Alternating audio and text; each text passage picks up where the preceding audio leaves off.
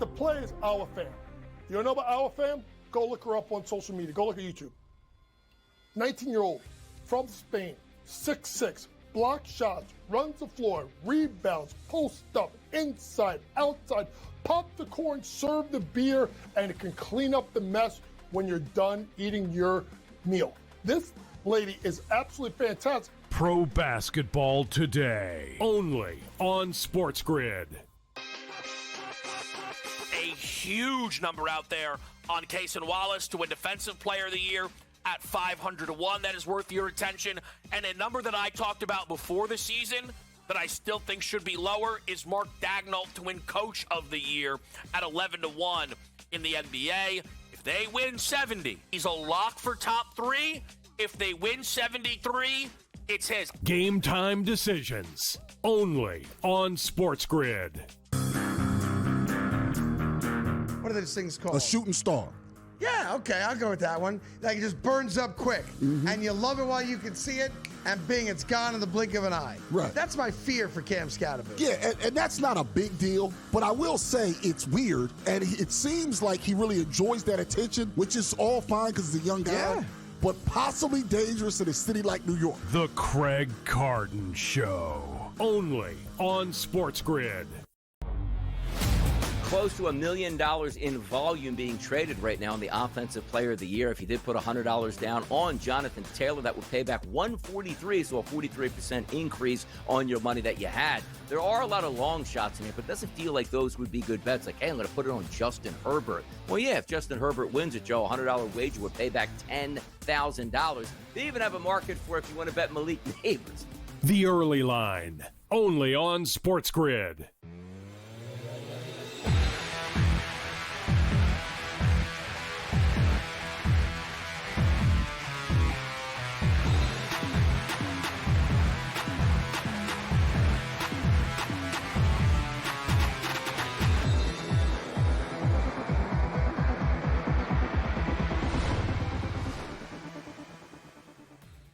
And welcome in a very happy, Black Friday to you, the day after Thanksgiving here. And we've got, plenty going on, to say the least, whether it's college football. We got one NFL game getting ready to kick off right now in Philadelphia. We got college hoops. We got NBA. We got NHL.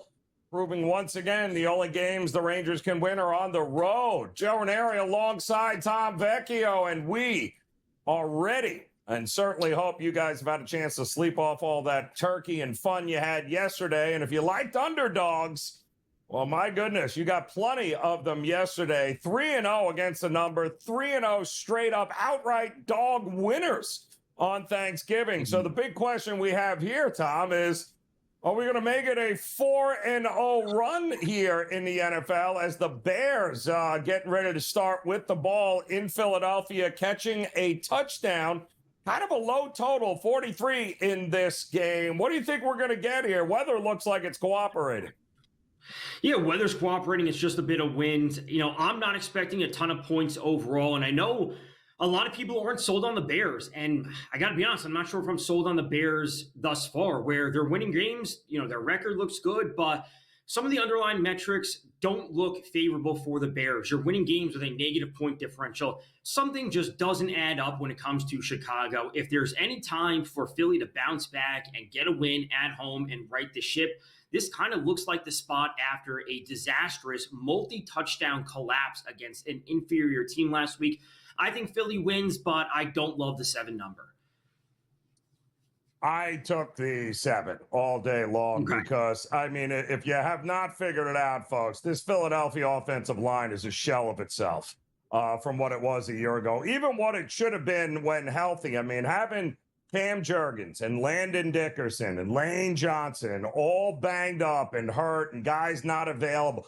There is a distinct reason why I think Philadelphia's run game can't get going. And listen, no Lane Johnson, we know this on this team. Even last year in their Super Bowl run, no Lane Johnson makes it very, very difficult here. And then you got a Chicago defense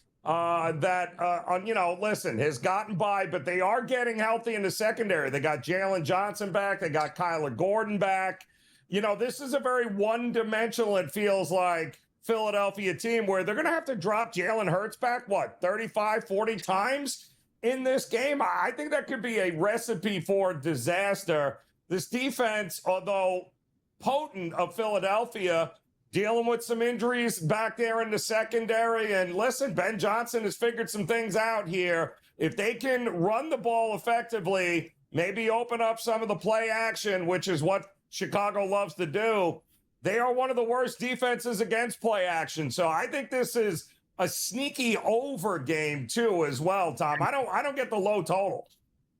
Do you expect to be flying by? Because, when I'm looking at this, kind of just some of the projections and game flow that I go through, I was thinking, do we see Philly win, 24-21, 24-20, Chicago covers? Like I said, I don't love the number for Philly to lay, but, we're at a low total, so it sneaks over the total. But more importantly, I don't see this as a 55-point game. I also don't see this in the low 30s. I think the total's spot on. We've already seen it drop to 41.5. I think this game will present some real interesting live opportunities, because if there's way too much scoring to start, give me some live unders, but the 43 seems a tad light. Well, especially when you're asking a team to win by more than a touchdown. That felt very low to me here. And so far, what we've seen is DeAndre Swift been able to get, 4 yards a carry every time he touches the ball. So they're moving the line of scrimmage. It's going to be interesting. The whole play action is going to be interesting here. And what version of this Eagles offense do we get here today? And right now it looks like Chicago wants to eat up as much time on the clock as humanly possible and just keep moving those chains. So big game, obviously, for both these teams as here we are in week 13 of the NFL season.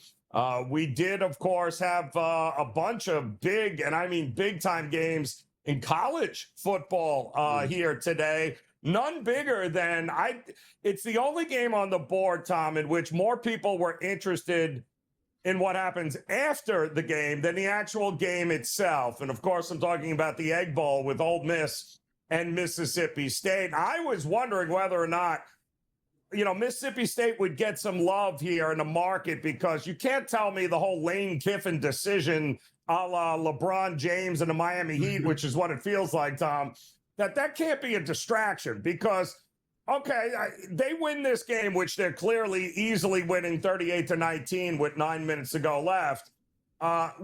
Is he coaching in the postseason? Because they pretty much effectively punched their ticket to the college football playoff with a win here. They won't have to play in the SEC championship game. It won't hurt them. They're going to be one of the teams in the playoff. And if Lane Kiffin's announcement is, see ya, bye-bye, I'm going to Florida, I'm going to LSU, are they going to let him coach in the postseason? Is that even possible? I would say, contractually from that next school, the answer is probably no. They probably say, you sign the contract day one, as soon as the ink dries, you're on there, and therefore you can't. And I doubt they'll say, oh, you can sign it, but you'll start in 60 days from now once the season. That's just not going to happen. So to see Ole Miss have some amount of offensive inefficiency wouldn't have been a surprise. Now they are, like you said, up 38-19. We got 9:50 left on the clock right now. That shouldn't have been a surprise. Maybe they're past that, but who they play, I think that's going to be the most interesting game. Does something change if he leaves? What kind of number do we get against their opponent? That first round match, that is going to be the number we have to look at. And like you said, we have a healthy college football slate today, something that we don't always get on a Friday, but obviously with the holiday weekend, we have that. We have some big matchups coming up. We have Georgia Tech. We have Texas A&M later tonight. We have obviously Michigan and Ohio State tomorrow. We have Pitt and Miami. There's a ton to go through, and there's really something for everybody today. You want to get some NBA this later in the day. NHL's been going on. College basketball, like you said, it is a packed day, but we can get into this Georgia Tech game, which starts in about 20 minutes or so. Really interesting line, and looking back at some of the history that we have seen between these two teams, obviously Georgia has dominated in terms of the wins losses, but when you look at the over-under and you look at against the spread numbers, it is 5-5 for both of those, over-under and against the spread over the last 10 years. Now, some of this is the pre-Kirby Smart era going back 10 plus years. So it's interesting of what we get from Georgia Tech, who really needs this win. That's not something they've always been able to say at this time of the year. Well, and I don't know what they did because they blew their chance here at the ACC title game with that just horrific performance last week that kind of blew their chances. And now all of a sudden, you've got Virginia, who's going to play right against Virginia Tech. You got SMU, who's going to travel out to Cal. And if those two teams win, well, guess that's going to be your ACC champion. And neither, by the way, is going to make it into the postseason. So that means the ACC championship could absolutely mean nothing. So this is going to be very interesting to see how this all plays out. But Georgia Tech, listen, were they looking ahead, you think, last week, Tom? Maybe just a little a hair. Well, you know, careful what you wish for. I have seen nothing but Georgia money, though. I mean, it was 13 and a half. I'm even seeing 16 and a half popping in. I mean, that's got blowout written all over it, does it not? It does, and it's also interesting. I saw a 60.5 earlier in the week, if I remember correctly, for this total. It is only down a point. It's only 59.5. We're not talking about some crazy line move. The 3-point differential in the spread, that is more interesting. That is more telling of what we should expect in this game, because when Georgia gets out running, I don't know if Georgia Tech has enough offense to keep up with them.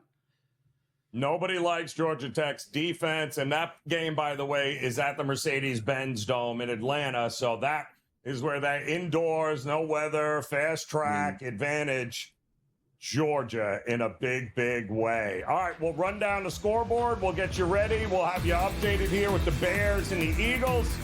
In-game live game day, just getting started here on the grid.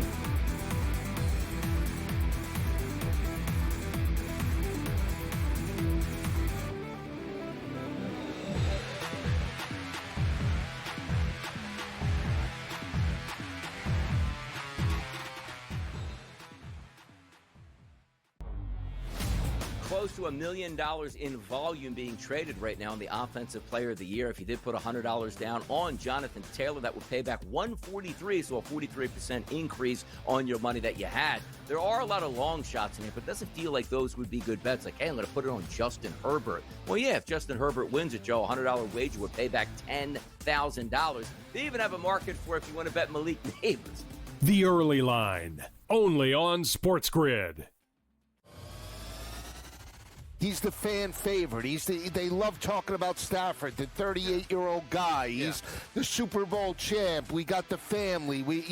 Any opportunity to pump McVay and Stafford as a team, they do that. They love this team. They loved Aaron Donald, and rightfully so. Best defensive player, but they love to pump up Stafford. Pro Football Today, only on SportsGrid. What are those things called? A shooting star. Yeah, okay, I'll go with that one. Like, it just burns up quick. And you love it while you can see it, and bing, it's gone in the blink of an eye. Right. That's my fear for Cam Scatterby. Yeah, and that's not a big deal, but I will say it's weird, and it seems like he really enjoys that attention, which is all fine because he's a young guy. Yeah. But possibly dangerous in a city like New York. The Craig Carton Show, only on SportsGrid. The play is our fam.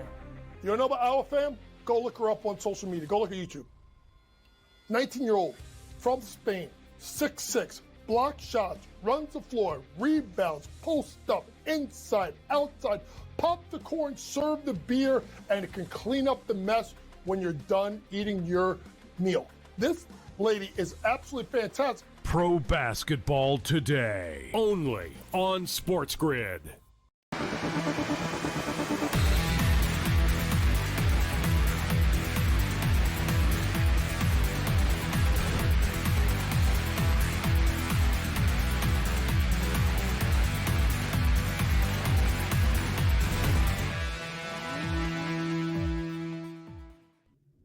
Well, we've got an interesting situation here with the Eagles and the Bears, with the Eagles offense pretty much moving it right down the field. Went for it on 4th and about a yard. The ruling on the field was that he got the first down, but it looks like a challenge by Philadelphia. And boy, this is tough because I wasn't sure there was a whole lot changing or, definitive evidence saying that he was short, but that's what the ruling on the field was a first down. They overturned it. So now the Eagles have the ball right around their 25-yard line. But that's an interesting way to start the game because Chicago, quite honestly, was moving right on down the field. Yeah, they picked up multiple first downs. They, challenged the spot, whatever, what have you. We have a false start on the Eagles now, which backs them up. But, Joe, we have a 39.5 total right now, live total. Now, this was a relatively long drive for the Bears, which ended in no points. But, 39.5 plus 100 on the over. If we like the over 43.5, this looks like a pretty good buy spot. If no one has any action or what have you, this looks pretty solid right now. Yeah, and I'll tell you that, by the way, that whole last sequence for Chicago, I blame DeAndre Swift for that. They had a pass in the flat on third down where it was him one-on-one with a DB at about 5 yards in between them. You cannot tell me he could not have gotten around him to get that first down. Instead, he tried to go through him, Tom, and that didn't, and he fell about a yard short, creating the fourth down. But they had exactly the play they wanted, and instead of Swift actually using his speed and agility to get around the DB, he tried to run through him and came up a yard short, which is why ultimately they went for it on the fourth down and did not get it. So the Eagles now have it. They have a first down. Now they're going to try to run on this defense here of Chicago. That seems to be pretty apparent. We'll see if they can get that running game going. But I'm still with you. I think jumping on the in-game over might not be a bad play because the way Chicago looked, the way the Eagles appear happy to run this, 40 points? Really? We can't get 40 points in this game? 21 to 20, you know what I mean? We can't get that? 23-20? Yeah, that's where we should be at. The question is, I know you're on the Bears at 7.5, but let's say you didn't have the Bears. Is there a spot that you would buy the Eagles? Because if you gave me the Eagles at a field goal, I know we're not there yet, and we're far way off at 7.5, but would you take the Eagles at 2.5? Because I think that's a far more reasonable and attractive way to bet the Eagles at an in-game number instead of laying the 7, or 7.5, which I certainly didn't like. Give me an in-game shot with the Eagles. I could talk myself into that.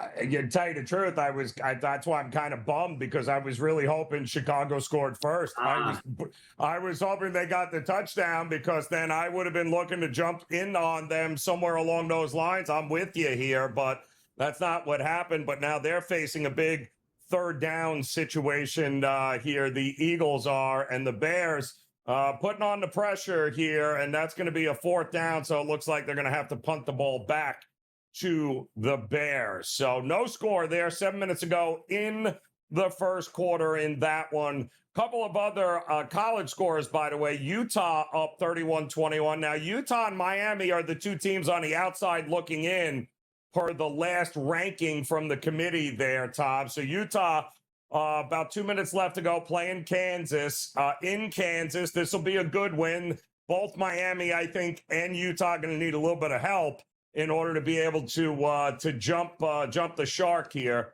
But that game is off and running. That game is almost over. Iowa blew out Nebraska 40-15 or 16 only 2 minutes ago in that one.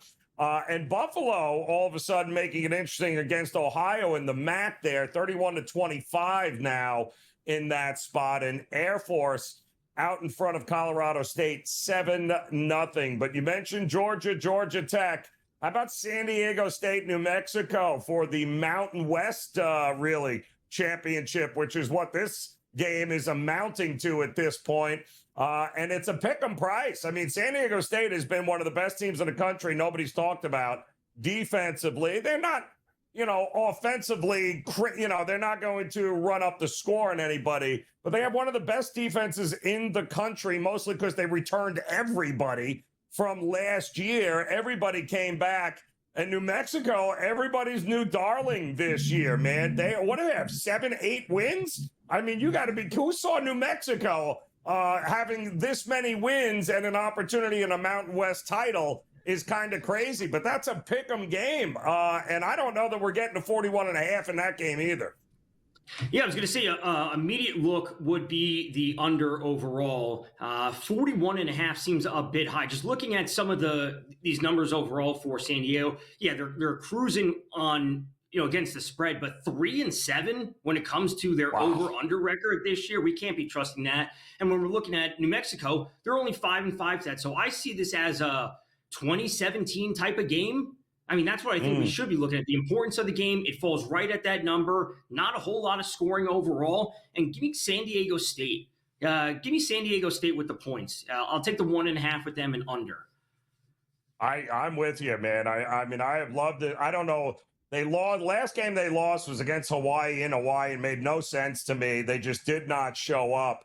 But they'll have an opportunity here to get it done today and cash their ticket to a Mountain West championship. So that game coming up here also in just about 10 minutes. And then, of course, the big one tonight, Texas A&M. Texas still remains the one team that might have 3 losses that could sneak into the college football playoff. They got to beat Texas A&M, maybe get a little help here, but they are without a doubt, I think, Tom, the only team that has a chance with 3 losses to be able to get in, barring any sort of chaos. But they're going to have to prove it, and I'm not seeing them get a whole lot of money anywhere here right now. It was as high as 3.5 for A&M. We are starting to get a little bit of Texas buyback. It's the total I'm interested in this game, because this could prove to be one of these wild, crazy Texas shootouts here. Both offenses more than capable. We'll see if they can get it done, though, as that game is going to be 7:30 Eastern time. We got an update with the Eagles and Bears when in-game live game day continues on the grid.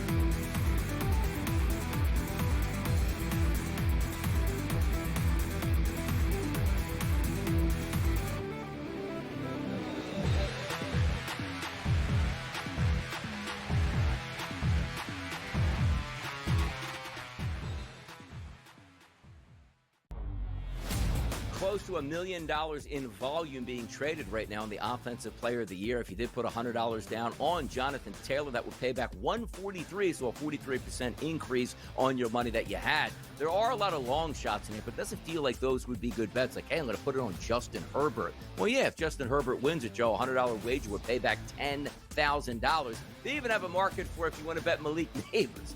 The Early Line, only on SportsGrid. He's the fan favorite. They love talking about Stafford, the 38-year-old guy. He's the Super Bowl champ. We got the family. Any opportunity to pump McVay and Stafford as a team, they do that. They love this team. They love Aaron Donald, and rightfully so. Best defensive player, but they love to pump up Stafford. Pro Football Today, only on SportsGrid. What are those things called? A shooting star.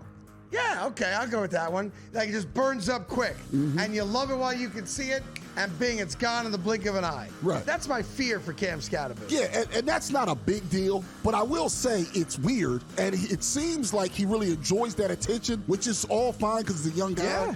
But possibly dangerous in a city like New York. The Craig Carton Show, only on SportsGrid.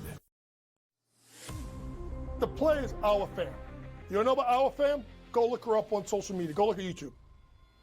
19-year-old from Spain, 6'6", block shots, runs the floor, rebounds, post up, inside, outside, pop the corn, serve the beer, and it can clean up the mess when you're done eating your meal. This lady is absolutely fantastic. Pro Basketball Today, only on SportsGrid.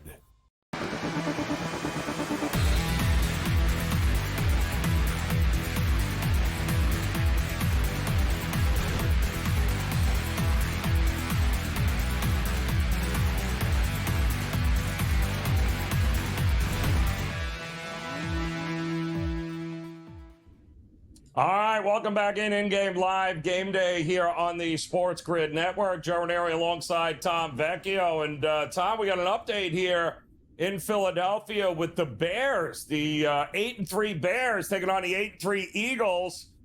And boy, oh boy, DeAndre Swift, what has he got? 5 touches, 40-plus yards already. And just like that, they're almost inside the red zone again, the Bears. They are moving things on offense, and frankly, the opportunity that Swift has, plus the blocking that he's getting, has been really solid. And this is now 2 straight drives that the Bears have picked up multiple first downs and seemingly don't look like they're being stopped on offense. Now, they didn't convert on that first drive with the 4th down conversion that was overturned, but they've kind of had their way on offense, and they are threatening to score. This game could be 7-0, 3-0 already in favor of the Bears, and they could be looking to go up by 2 scores. Listen, if they push this in, and especially if they get a touchdown, this 3.5 live number that we have for the Eagles is going to disappear. I also think it would do wonders for the over, especially if we get that touchdown. We can't be leaving the first quarter with just 3 points if you're looking for the over 43. You know, I got to tell you, Loveland with a nice catch there for Chicago. And we all know Ben Johnson loves his tight ends from his days in Detroit, right? There were a lot of people kind of scratching their head when they drafted him, and then he was kind of MIA early in the season, but that has not been the case here, Tom. During this stretch here over the last month, him and Caleb Williams have really figured some things out. And man, he is a big dude, man. Like the catch radius with him is kind of crazy, is it not? It is. And I would say not only credit to Loveland, but also Luther Burden, their other rookie receiver. Yes. It took time for both of them to receiver and tight end. And listen, they had the bye. Things have started to change for both of these players. That's just, it is what it is. Rookies don't always come out flying. Adapting to Ben Johnson's system probably isn't the easiest thing, and also for Loveland, he's splitting time with, Cole Kmet. But the more opportunities he has as the season has gone on, he looks better and better. Like, he needs to be seeing more and more touches to accentuate that skill that he has. Caleb Williams missing a touchdown here to Zacchaeus, but they are still 2nd and 10. They're inside the red zone. They are threatening to score, and the 39.5 live total still looks good. It was funny. So for those of you that don't have the game on because you can't figure out that it's on Amazon Prime, like probably most people today, let me just say there was a 3rd and 2 after that Loveland catch in which they handed the ball off, and he was absolutely stonewalled at the line of scrimmage. And then the offensive line of the Bears literally picked him up and just pushed him an extra 4 yards to get the first down. They are getting huge separation off the line of scrimmage right now.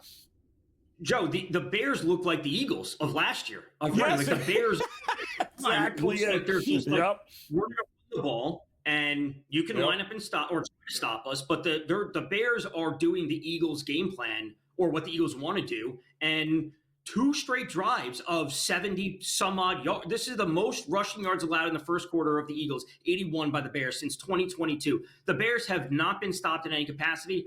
I assume they punch it in right here, and it is a picture-perfect start for Chicago. It is, and we'll keep an eye on that line. Like you said, Tom, can we get it 2.5 here? Can we, how far will the books go? And there he is, DeAndre Swift in the end zone for a touchdown on a 3rd and 2. I mean, they have not had any resistance whatsoever, the defense here. And you know what? Kudos to Ben Johnson. Goes, you know what? We're going to win the line of scrimmage. And that's exactly what they're doing right now. So 7 about to be, pending extra point, about to be 7-0 Bears on the road. And Tom, you nailed it, man. If I didn't see either uniform just watching this in black and white, I'd be like, wow, the Eagles are just, doing their thing, pushing no, it's the other way around. It's the Bears doing their great Eagles impersonation right now. So 7-0. And maybe the best part about this is, what is the time of possession in the first quarter, Tom? The Eagles had it for 2 minutes?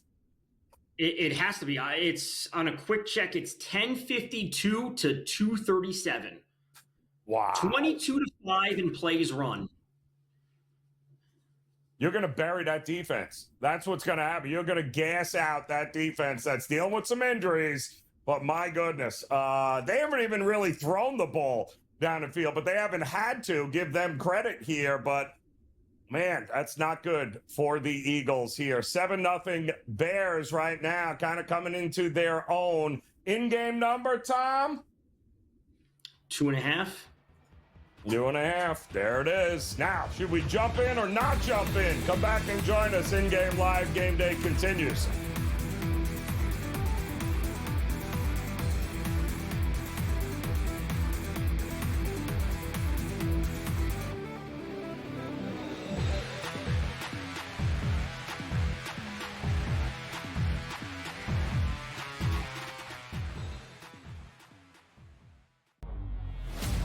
close to $1 million in volume being traded right now on the Offensive Player of the Year. If you did put $100 down on Jonathan Taylor, that would pay back $143, so a 43% increase on your money that you had. There are a lot of long shots in here, but it doesn't feel like those would be good bets. Like, hey, I'm going to put it on Justin Herbert. Well, yeah, if Justin Herbert wins it, Joe, a $100 wager would pay back $10,000. They even have a market for if you want to bet Malik Neighbors. The Early Line, only on SportsGrid. He's the fan favorite. They love talking about Stafford, the 38-year-old guy. He's the Super Bowl champ. We got the family. Any opportunity to pump McVay and Stafford as a team, they do that. They love this team. They loved Aaron Donald, and rightfully so. Best defensive player, but they love to pump up Stafford. Pro Football Today, only on SportsGrid. What are those things called? A shooting star. Yeah, okay, I'll go with that one. Like it just burns up quick. And you love it while you can see it, and bing, it's gone in the blink of an eye. Right. That's my fear for Cam Scatterby. Yeah, and that's not a big deal, but I will say it's weird, and it seems like he really enjoys that attention, which is all fine because he's a young guy. Yeah. But possibly dangerous in a city like New York. The Craig Carton Show, only on SportsGrid. The play is our fam. You don't know about our fam? Go look her up on social media. Go look at YouTube. 19-year-old from Spain, 6'6", block shots, runs the floor, rebounds, post up, inside, outside, pop the corn, serve the beer, and it can clean up the mess when you're done eating your meal. This lady is absolutely fantastic. Pro Basketball Today, only on SportsGrid.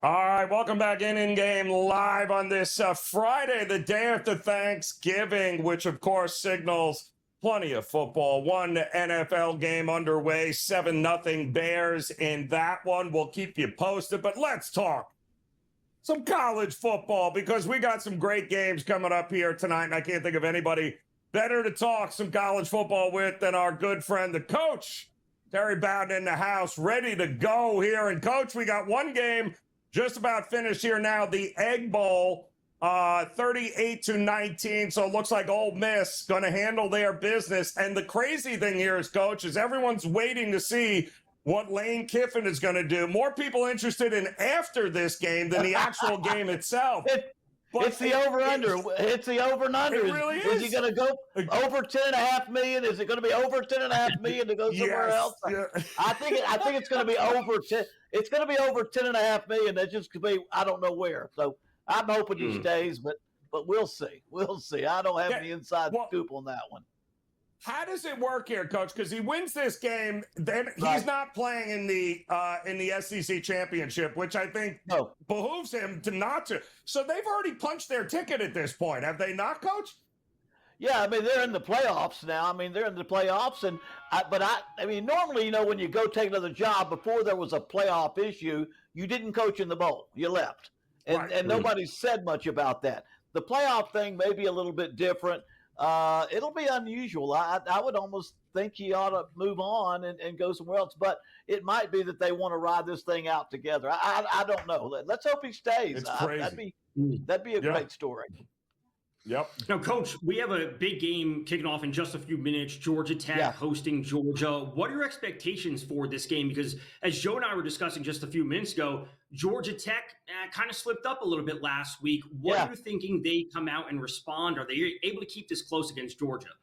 Well, I think they keep it close, but I do think Georgia pulls away in the second half. Georgia Tech has just not had a good defense. Haynes King may be one of the very best quarterbacks in regard to what he means to their football team. He had he threw a bad pick last week. I think he has a good game. He finishes up his last game at home.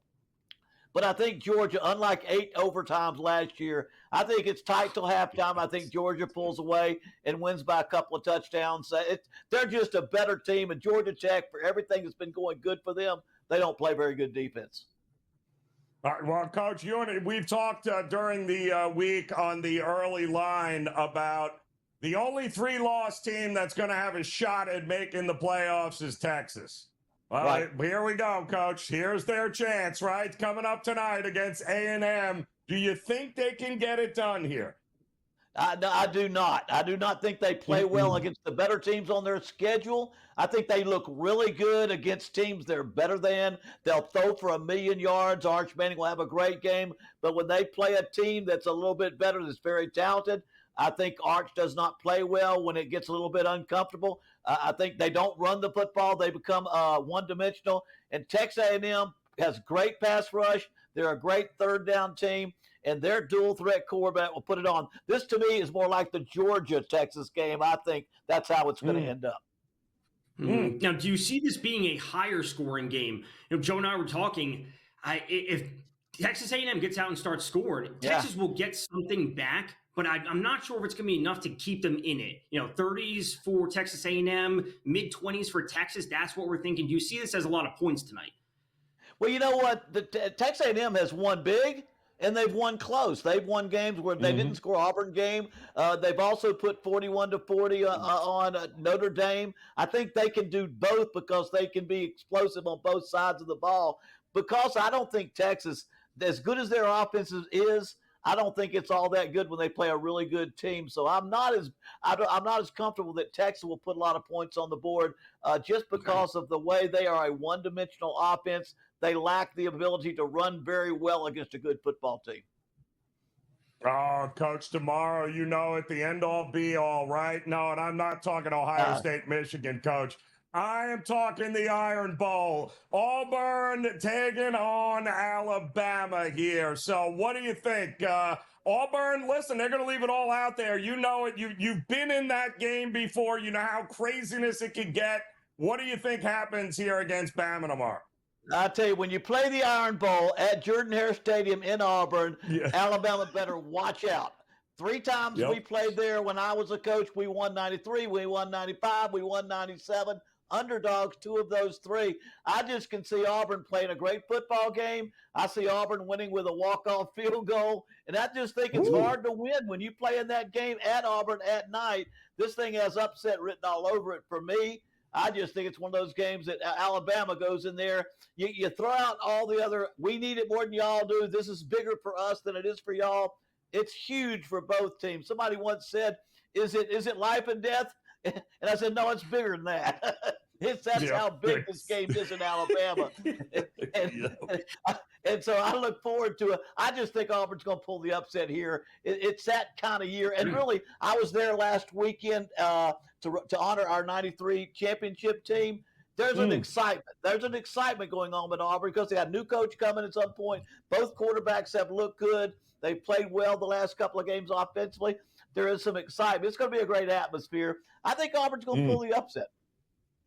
Okay. If we do go back to Michigan and Ohio State, though, it has been all Michigan for half a decade at this point. Is this the time for Ohio State to finally turn things around and pick up a win? Now, they've had plenty of success over the past few years, but it's never been against Michigan. Do they get the win tomorrow? I'm picking Ohio State to pull the win off, but I'm taking the points in Michigan. Okay. I think Ryan Day plays tight. He's uptight. It means a lot. This is probably the most hated rivalry in football, and I'm from the South. This one's the most hated rivalry. I think it's got into Ryan Day's head a little bit. He's 0-4 in the last 4 years against Michigan. I think it's going to be a tight ball game. I do think Ohio State pulls it out, but I think with them being a little bit tight, him playing a little bit just conservative at the beginning, Michigan's going to give them a great game. It's going to be a great football game. Nobody's going to pull away in this one, but I think Ohio State wins it to remain undefeated, but I'll take the points and Michigan. Okay. If Michigan wins that game, then the committee's got all sorts of issues. Sorts of issues they're going to have to figure out there. All right, what about my boys down in my neck of the woods, Coach? The U. They don't control their own destiny, but they got to beat Pitt, and this is not exactly a spot that's been great with Mario Cristobal and the U. But can they go to Pitt and handle it against Narduzzi?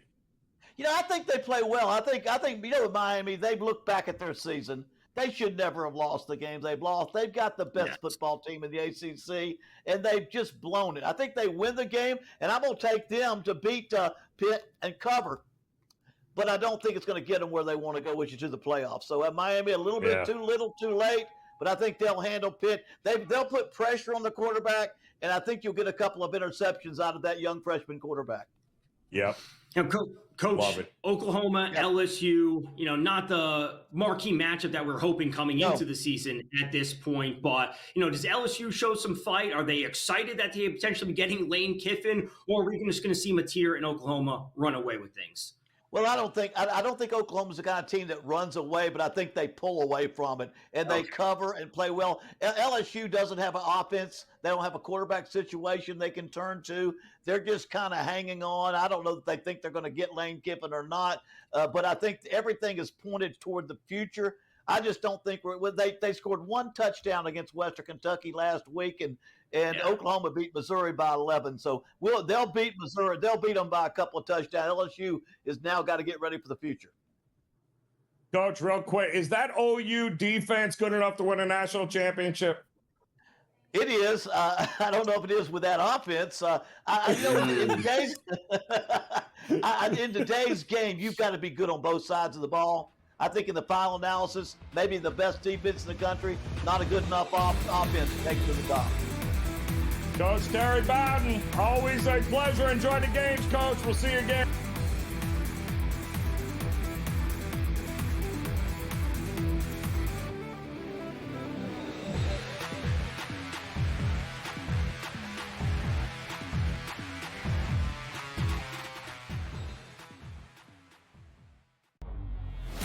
Close to $1 million in volume being traded right now on the Offensive Player of the Year. If you did put $100 down on Jonathan Taylor, that would pay back $143, so a 43% increase on your money that you had. There are a lot of long shots in here, but it doesn't feel like those would be good bets. Like, hey, I'm going to put it on Justin Herbert. Well, yeah, if Justin Herbert wins it, Joe, a $100 wager would pay back $10,000. They even have a market for if you want to bet Malik Neighbors. The Early Line, only on SportsGrid. He's the fan favorite. They love talking about Stafford, the 38-year-old guy. He's the Super Bowl champ. We got the family. Any opportunity to pump McVay and Stafford as a team, they do that. They love this team. They loved Aaron Donald, and rightfully so. Best defensive player, but they love to pump up Stafford. Pro Football Today, only on SportsGrid. What are those things called? A shooting star. Yeah, okay, I'll go with that one. Like it just burns up quick. And you love it while you can see it, and bing, it's gone in the blink of an eye. Right. That's my fear for Cam Scatterby. Yeah, and that's not a big deal, but I will say it's weird, and it seems like he really enjoys that attention, which is all fine because he's a young guy, but possibly dangerous in a city like New York. The Craig Carton Show, only on SportsGrid. The play is our fam. You don't know about our fam? Go look her up on social media. Go look at YouTube. 19-year-old from Spain, 6'6", block shots, runs the floor, rebounds, post up, inside, outside, pop the corn, serve the beer, and it can clean up the mess when you're done eating your meal. This lady is absolutely fantastic. Pro Basketball Today, only on SportsGrid.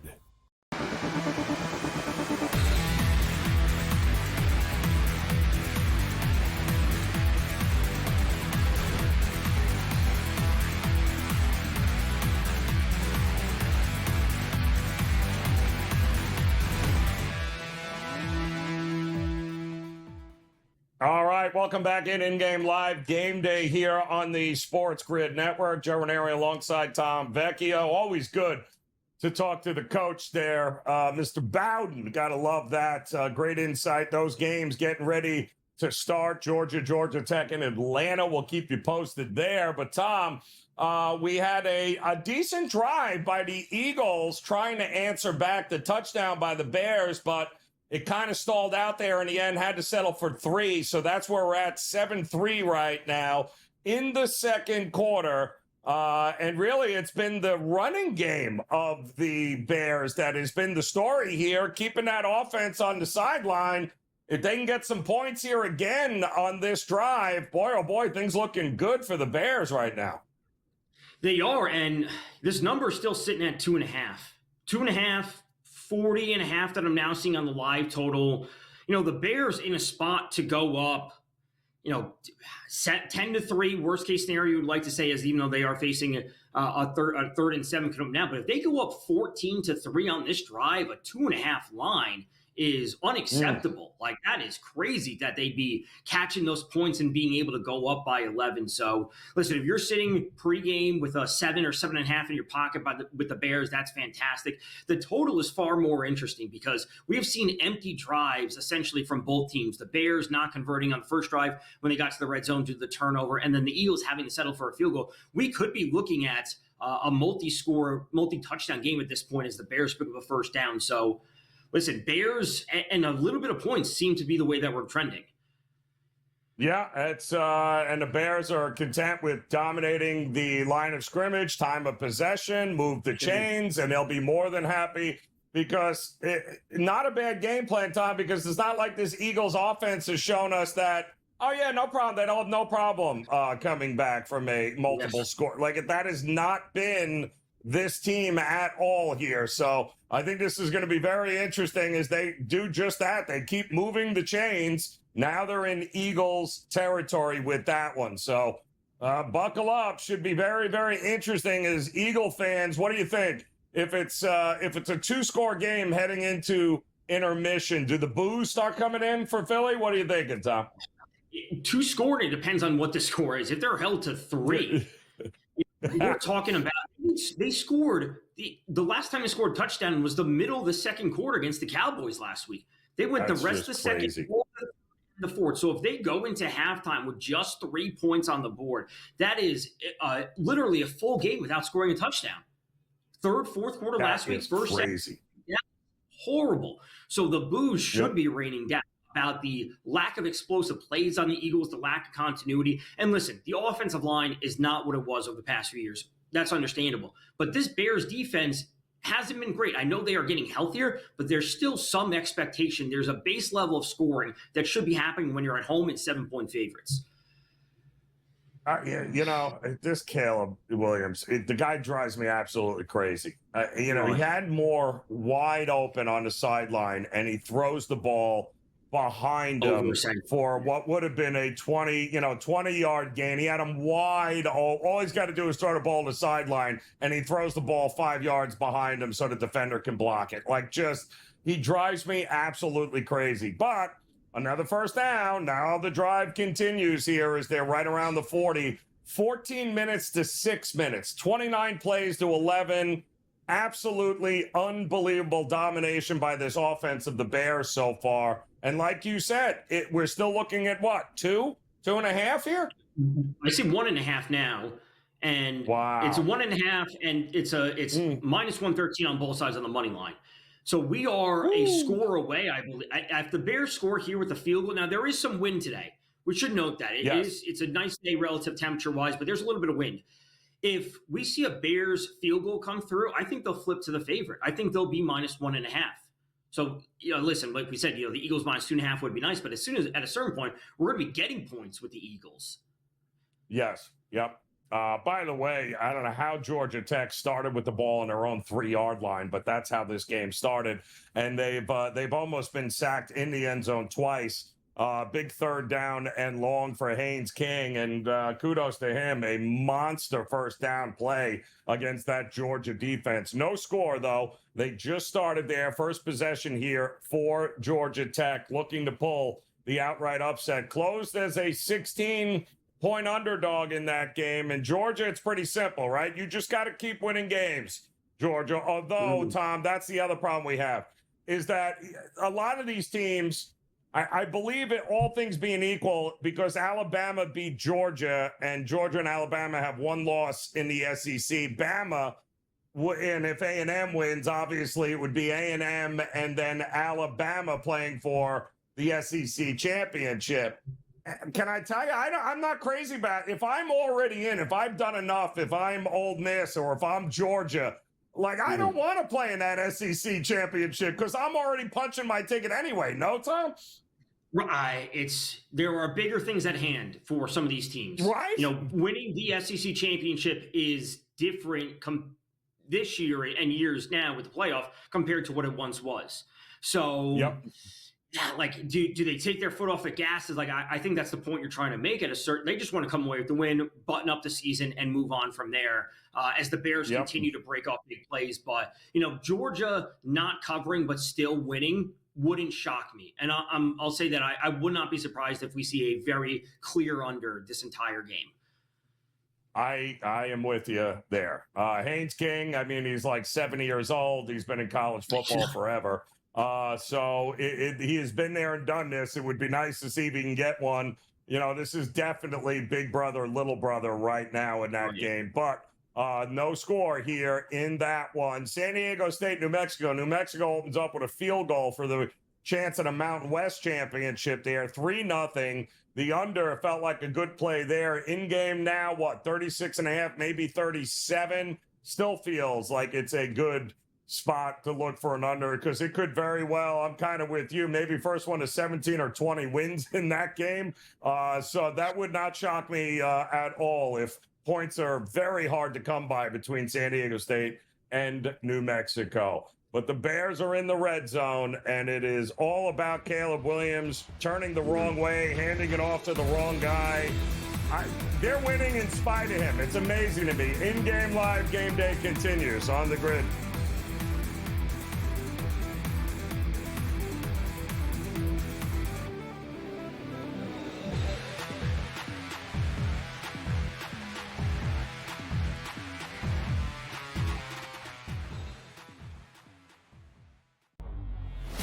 Close to $1 million in volume being traded right now on the Offensive Player of the Year. If you did put $100 down on Jonathan Taylor, that would pay back $143, so a 43% increase on your money that you had. There are a lot of long shots in here, but it doesn't feel like those would be good bets. Like, hey, I'm going to put it on Justin Herbert. Well, yeah, if Justin Herbert wins it, Joe, a $100 wager would pay back $10,000. They even have a market for if you want to bet Malik Neighbors. The Early Line, only on SportsGrid. He's the fan favorite. They love talking about Stafford, the 38-year-old guy. He's the Super Bowl champ. We got the family. Any opportunity to pump McVay and Stafford as a team, they do that. They love this team. They loved Aaron Donald, and rightfully so. Best defensive player, but they love to pump up Stafford. Pro Football Today, only on SportsGrid. What are those things called? A shooting star. Yeah, okay, I'll go with that one. Like, it just burns up quick. And you love it while you can see it, and bing, it's gone in the blink of an eye. Right. That's my fear for Cam Scatterby. Yeah, and that's not a big deal, but I will say it's weird, and it seems like he really enjoys that attention, which is all fine because he's a young guy, but possibly dangerous in a city like New York. The Craig Carton Show, only on SportsGrid. The play is our fam. You don't know about our fam? Go look her up on social media. Go look at YouTube.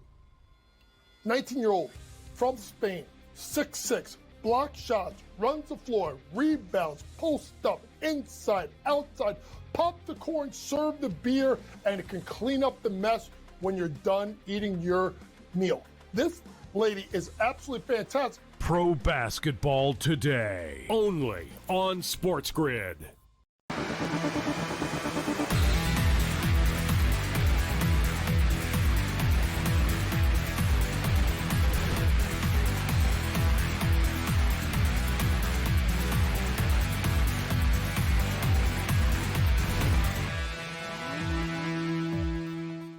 All right, welcome back in-game live game day here on the SportsGrid Network. A very happy Friday to you. Can you believe it? Plenty of football happening here as we look to round out this first hour together. We got much more to get to, plenty more. College football still to come, some huge games tomorrow, not to mention great NBA slate of NBA Cup action tonight, NHL, another monster slate today, college hoops. A little something for everybody. But right now, we're watching, Tom, this Bears team, and I feel like the only thing we have seen is Caleb Williams' short arm and missed throws, and yet, in spite of all of that, they are still dominating time of possession, plays, yardage. It's a 10-3 game as they got it to inside the 10, but had to settle for a field goal. But this has been all Bears right now, and this game is flying by. It is, and it looks like the Bears should have been 7-point favorites by the way that this game is going. That like Caleb Williams has looked pretty mediocre to bad on most of these plays that we've seen from him. He's got, what are we looking at, 57 passing yards. The Bears have 131 rushing yards through a quarter and a half, and the Eagles are down at 24. Just the play discrepancy is at 36-11. So we have seen no sustained drives from the Eagles. We have seen now 3 long drives from the Bears, one of which started the game, did not end in points, but a touchdown and a field goal after that. If you are backing the Bears in the first half, you are looking great right now. Whatever, I assume the number is 3.5, Joe. If it's 7 for the game, it's probably 3.5 or so for the Bears first half. If you were on that, congrats. The Eagles have shown nothing on offense that suggests that they can win this game in a shootout. Can they get to 17 points, 20 points? Maybe, but I'm just not feeling anything with the Eagles right now that shows that they can keep this game alive when it comes to the total. They have to start doing their part. They better. And this is, I think, a big drive with 6:44 to go. This is going to be big for them here, the Eagles. See if they can find some rhythm and get this offense going. In the meantime, the Bears defense has actually done a pretty decent job here, not allowing A.J. Brown or Devonta Smith to get behind him and make, those big plays that we watched them do last week. But this has been very interesting so far here, and a really quick first half flying by in that one. In the meantime, we still have no score with Georgia and Georgia Tech as they are getting ready. Looks like Georgia's got the ball, got about 9.5 minutes to go in the first quarter in that one. And we saw it as high as 16. I'm seeing 14.5, Tom, maybe 16.5. But what about the total here? 55.5. Are we thinking this is going to be explosiveness, or do we think maybe the under with Georgia Tech? That's what I was going to ask you. I am on under 60. I like that. But my question is, this is something I often talk about with Brady when we do, the Sunday night game, which is obviously just one game that we can pay attention to. But, how do you feel about a middle? How far would this number have to drop for you to be interested in a live over? Because I have the under 60, over 54 at this point would be crazy. But what would the number be? Yep. Because we saw a nice drive from Georgia Tech, 8 plays, 40 yards. That's enough to eat up some time. Yep. And my question would be, is if they have those type of drives that end up empty, I don't know if they can even get to 20 points to keep this total alive. Georgia will do their part, but I'm not sure Georgia Tech will. I agree with you there. I'm not sure they will do that either. But I think if they can get a stop here and maybe get the ball back with no points, I think then we maybe take a look at that number and see it might be enticing enough. We get a little bit closer to that 51, 52 mark because it does feel like every time Georgia touches the ball, they might be one run away or one pass away from taking it to the house. And next thing you know, that line is going to flip in a big way. Also, looks like we've already got a big third down here for the Eagles, who are going to try to keep the drive going, and that's not good. 4th and 3, they're at their own 35. There's no way they go for it, right, Tom? 5 minutes left, 4th and 3. Sirianni would be kind of crazy to do this. He has been known to do that, but the Bears have jumped out to -138 on the money line. They are now favorites in this game on 148, -1.5. It's a heavy 1.5 at -132, and the Eagles are lining up to punt.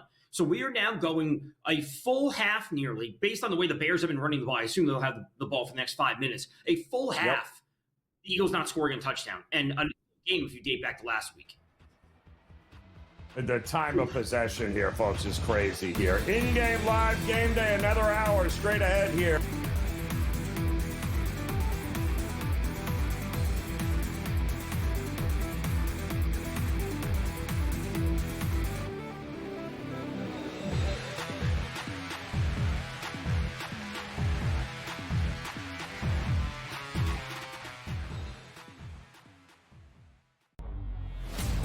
close to $1 million in volume being traded right now in the Offensive Player of the Year. If you did put $100 down on Jonathan Taylor, that would pay back $143, so a 43% increase on your money that you had. There are a lot of long shots in here, but it doesn't feel like those would be good bets. Like, hey, I'm going to put it on Justin Herbert. Well, yeah, if Justin Herbert wins it, Joe, a $100 wager would pay back $10,000. They even have a market for if you want to bet Malik Neighbors.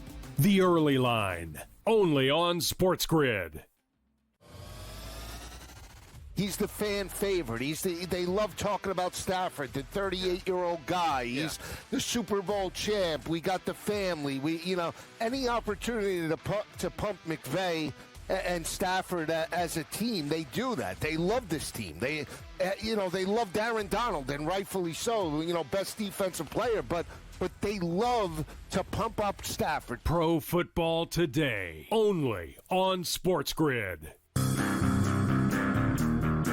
What are those things called? A shooting star. Yeah, okay, I'll go with that one. Like, it just burns up quick. And you love it while you can see it, and bing, it's gone in the blink of an eye. Right. That's my fear for Cam Scatterby. Yeah, and that's not a big deal, but I will say it's weird, and it seems like he really enjoys that attention, which is all fine because he's a young guy. Yeah. But possibly dangerous in a city like New York. The Craig Carton Show, only on SportsGrid. The play is our fam. You don't know about our fam? Go look her up on social media. Go look at YouTube. 19-year-old from Spain, 6'6", block shots, runs the floor, rebounds, post up, inside, outside, pop the corn, serve the beer, and it can clean up the mess when you're done eating your meal. This lady is absolutely fantastic. Pro Basketball Today, only on SportsGrid.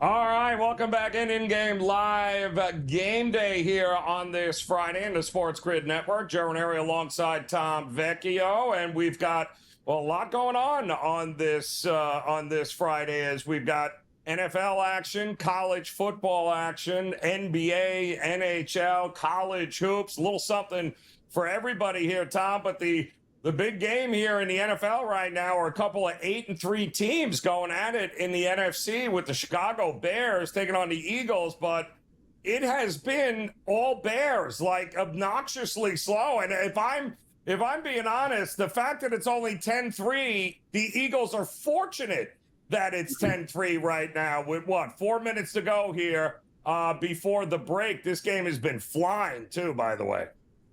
It has, and we were talking during the break, as we alluded to. Caleb Williams, he just completes a pass there to Colston Loveland, but he's 9 of 18 now for 70 yards. Like, that's pretty. He's 500, so his completion percentage, but 70 yards on 9 completions is not a whole lot. Luther Burden up at 26 yards, Colston Love now 20. No one's doing anything impressive in the passing game for the Bears, but their running game with DeAndre Swift already up at 77, Kyle Monunga, their backup, at 40. Caleb Williams already has 10 of his own. It's the running game that's propelling the Bears. And, Caleb Williams hasn't looked amazing. Part of me thinks he doesn't even need to look amazing in order for the Bears to come away with this win. More importantly, Jalen Hurts, 3 of 7 for 45 yards. Saquon Barkley, 6 for 23 on the ground. The discrepancy in literally everything is on the Bears, and I don't know what type of push or halftime adjustments the Eagles can possibly make to turn this around. This is going to be real interesting to see how this works. Because they got to get the ball back here. They got to try to limit what's going on with this offense here. And if I'm the Bears, keep running the ball.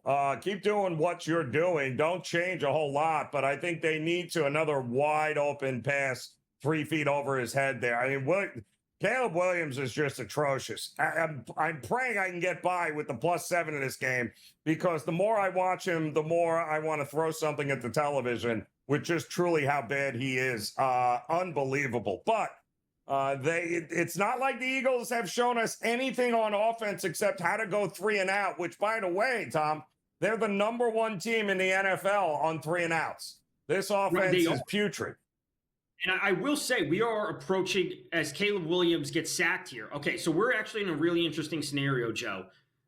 3 timeouts for the Eagles, 2-minute warning. They have 3, let's call it 2:45 by the time they get the ball back and run the next play.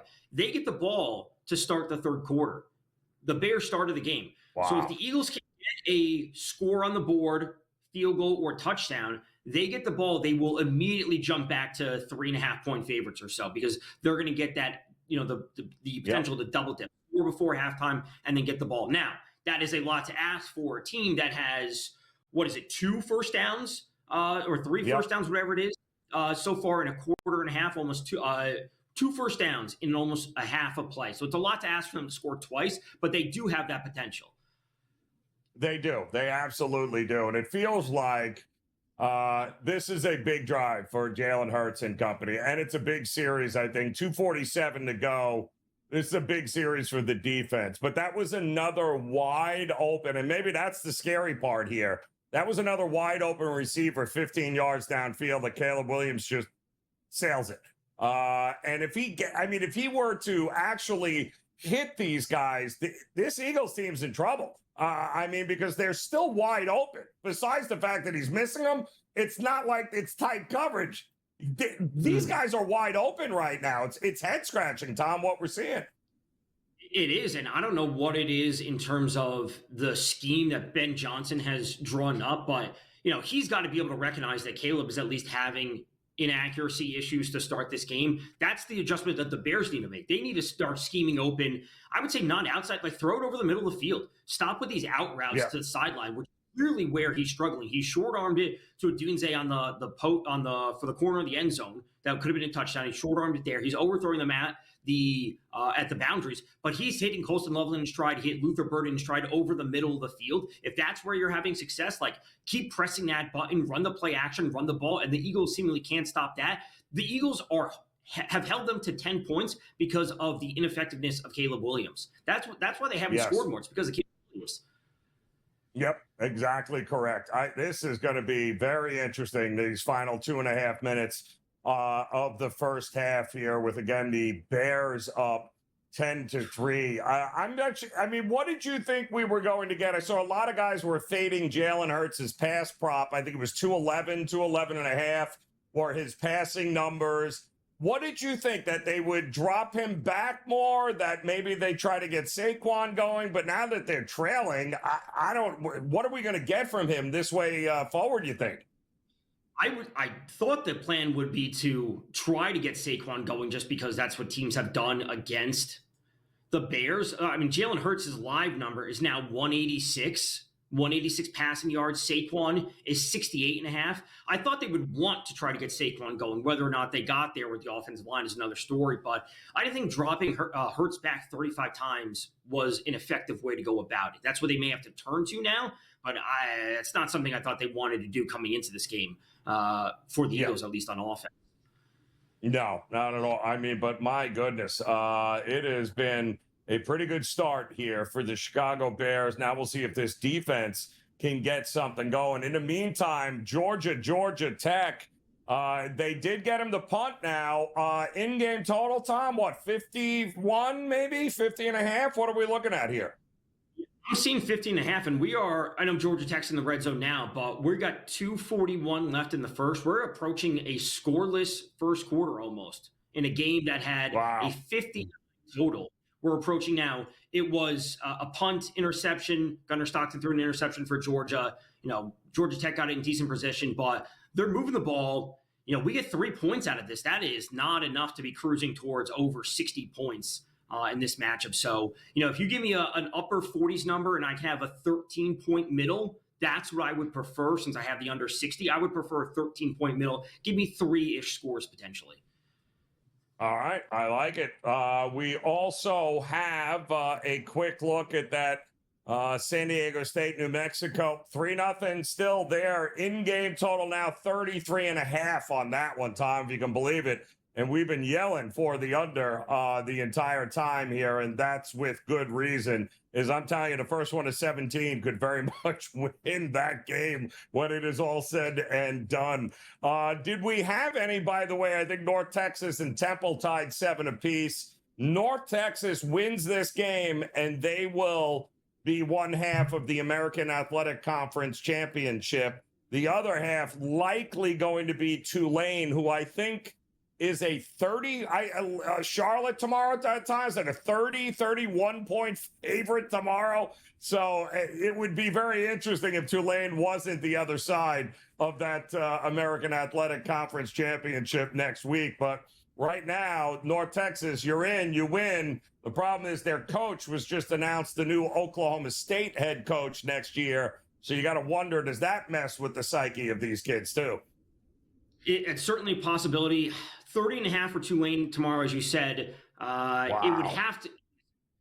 It's a 52 total, 52.5. There's no way I would have to take the under, because a large spread.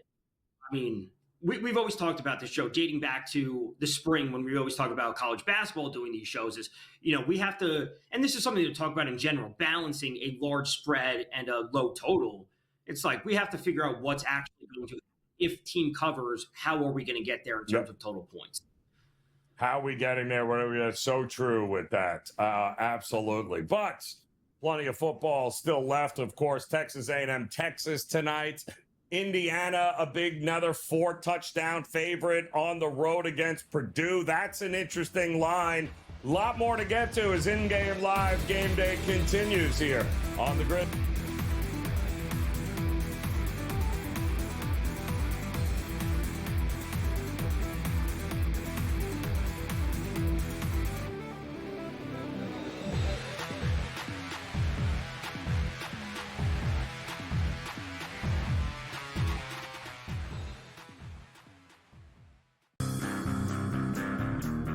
When LeBron James decides he's retiring, it is coming with trumpets blaring, Adam Silver by his side, and he is going on a state-by-state, coast-to-coast tour so that everyone can acknowledge how great he was and give him a parting gift and thank him for his amazing contributions to the NBA. The Craig Carton Show, only on SportsGrid.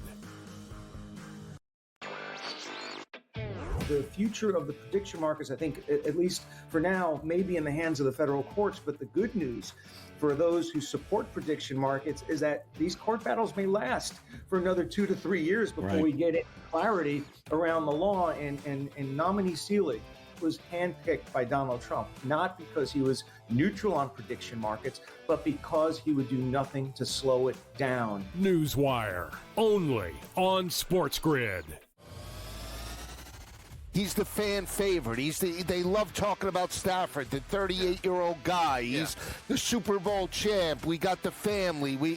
Any opportunity to pump McVay and Stafford as a team, they do that. They love this team. They love Aaron Donald, and rightfully so. Best defensive player, but they love to pump up Stafford. Pro Football Today, only on SportsGrid. Football contest season is back, and so is the Las Vegas Football Contest Show. Season 2, the sharpest football contest show in the land. Focusing on all 3 Circus Sports contests and the Westgate Superbook Super Contest, we handicap the games and release our contest picks every week of the season. Featuring Super Contest champions Brady Cannon, James Salinas, and former NFL player Mike Pritchard, all team will have you prepared this season like none other. Check us out every weekend right here on SportsGrid.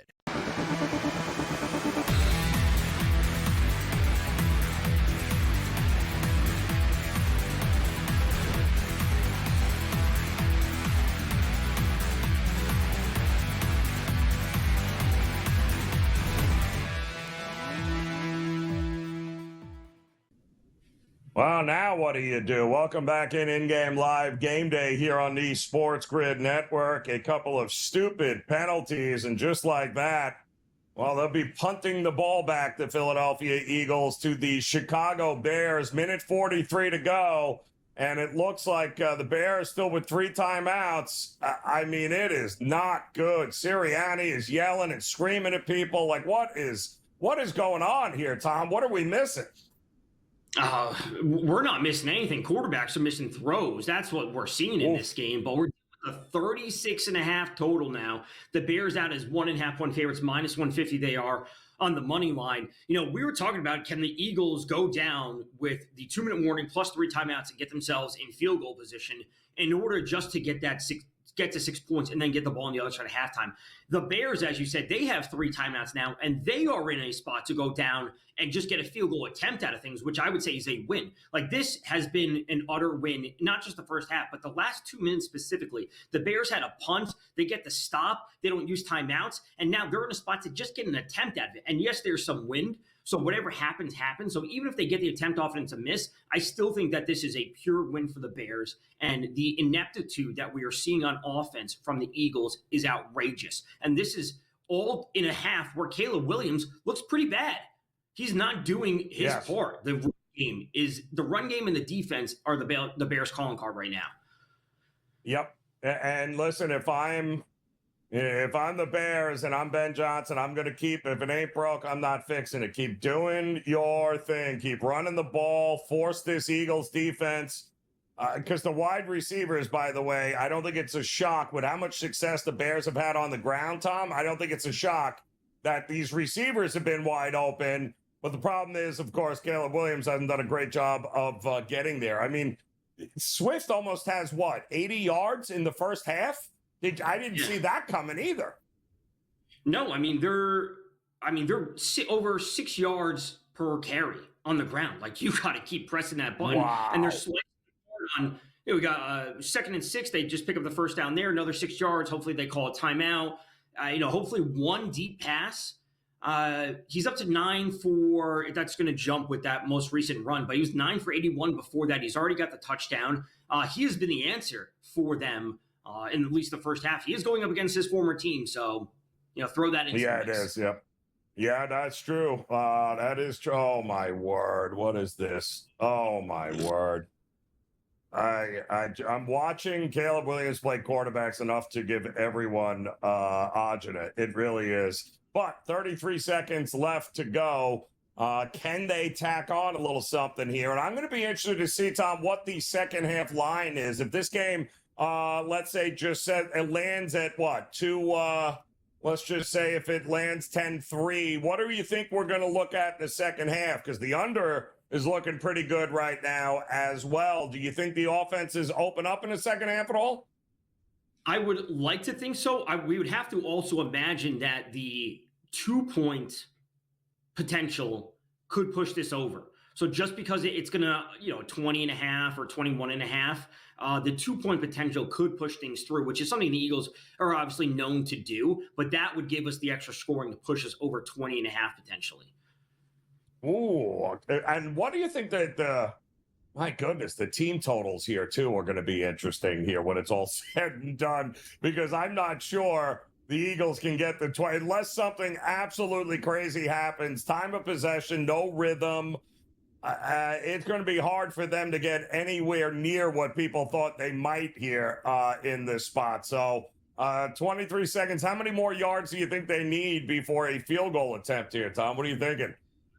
They're on the 43. I don't think 10 is enough. Like, not even 10 is not even enough. They need 15. They have 2 timeouts, 23 seconds. It's just about getting a completion, and that's maybe the toughest thing. As Caleb Williams or an interception. I thought that was an interception. But it has not been good for most deep passes for Caleb, or most passes for Caleb Williams. The Bears got away with that one. They still have 2 timeouts in 18 seconds. 15 yards here would do the trick for a field goal attempt.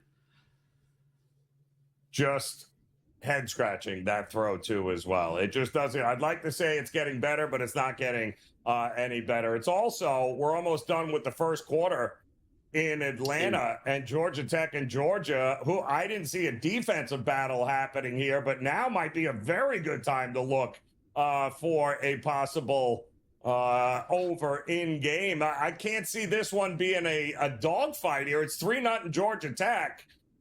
But my goodness, in game, is it anything under 50? Should we be looking, Tom? It feels like we should be. Yeah, 48.5 right now. And as you said, we're approaching the end of the first quarter with just 3-0. Like I said, I have a under 60.5 in pocket or as we hit the end of the first quarter. Love that. So 60.5, 48.5, we're dealing with 12, 13-ish point spread. I don't mind it. Right now, if I could get a 46.5, I would love the live over at 46.5. Even 47, I could talk myself into, which I think is realistic at this point. I think we're cooking with gas here. A penalty gives looks like, yeah, so they're just going to let it, looks like, run down, and that's it. 10-3. A penalty ended up bringing them back on their side of the 50-yard line. So the Bears, not good. But the Eagles do receive the second half kick here, Tom. So that's going to give us an opportunity. Take a look at some of these second half lines. Maybe some anytime touchdown props here, although at this point it doesn't feel like. Who's the one that's going to get in the end zone here, do we think, for Philadelphia, if anybody? If anyone, I would like to think that it's Saquon, but honestly, at this point, I'd have more interest in going to Swift a second time almost before I would take an Eagles player score once. And like to your point, as you mentioned before, the boos are out and heavy in Philadelphia. Yes. Fans, like I said, this is now a full game without scoring a touchdown. The 2 quarters to end last week versus Dallas, the 2 quarters now, they've scored a total of 3 points over the course of these last 4 NFL quarters. Abysmal showing on offense from them. It has been terrible. We can look at these second half numbers because they are moving, and we'll have some thoughts on them. Yes, I agree. We got a lot here to go. Much more coming your way as in-game live game day continues here on the Grid.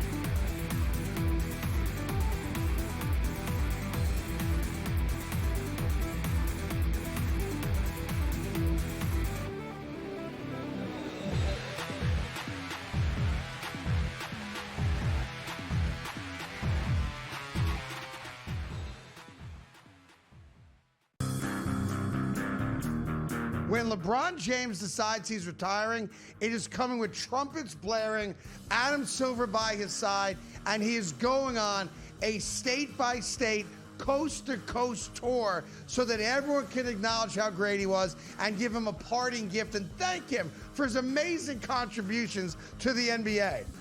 The Craig Carton Show, only on SportsGrid. The future of the prediction markets, I think, at least for now, may be in the hands of the federal courts. But the good news for those who support prediction markets is that these court battles may last for another 2 to 3 years before we get clarity around the law. And nominee Seelig was handpicked by Donald Trump, not because he was neutral on prediction markets, but because he would do nothing to slow it down. Newswire, only on SportsGrid. He's the fan favorite. They love talking about Stafford, the 38-year-old guy. He's the Super Bowl champ. We got the family.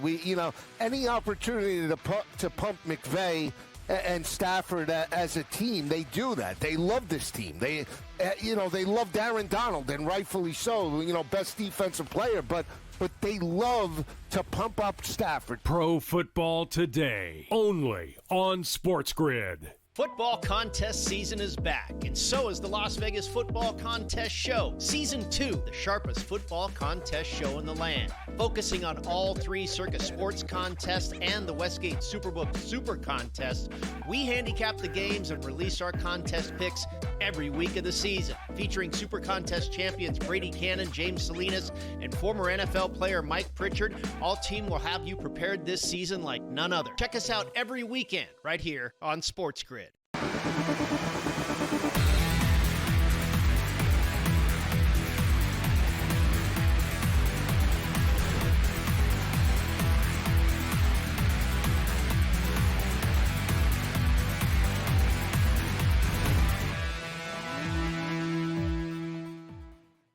All right, welcome back in-game live game day here on the SportsGrid Network. Joe Raineri alongside Tom Vecchio. And, wow, we got a little something going on here at the break. The Bears, who were a touchdown underdog leading. And if I'm the Eagles, I'm fortunate they are losing by just a touchdown, 10-3, because all of the numbers tell us this could very well be a 17-3, 20-3 game right now, but it is time of possession, yards. If the Eagles don't figure something out, now they get the second half kick, Tom. What's the best approach here in the second half, you thinking?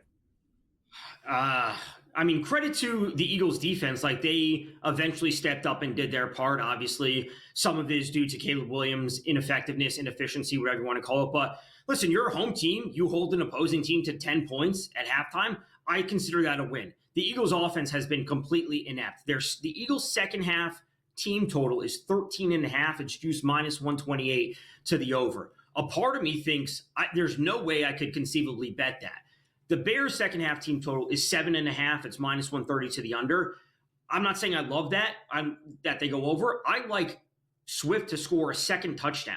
That's where I'm at. So they've been moving the ball. Okay. I'd rather just bet on, listen, if I'm not trusting Caleb Williams to throw a touchdown, they're going to score. If I believe they score, it's going to be via the ground with DeAndre Swift. So I'm getting Swift at plus 780 for an in-game touchdown.